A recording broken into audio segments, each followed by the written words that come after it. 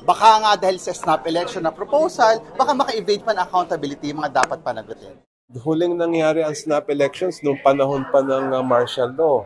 At kakaiba yung sitwasyon na yun dahil ang umiiral noon ay batas militar nga.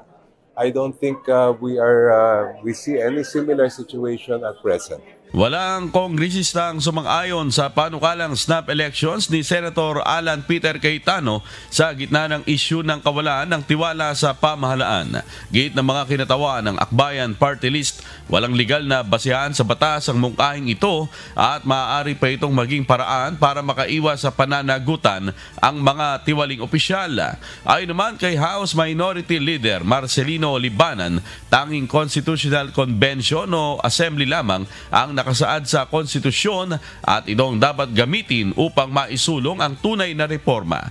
Para sa Makabayan Bloc, ilusyon umano ang pagresolba ng korupsyon sa pamamagitan ng eleksyon na puno pa rin ng mga political dynasty at isa lamang itong paraan para pahupain ang galit ng taong bayan.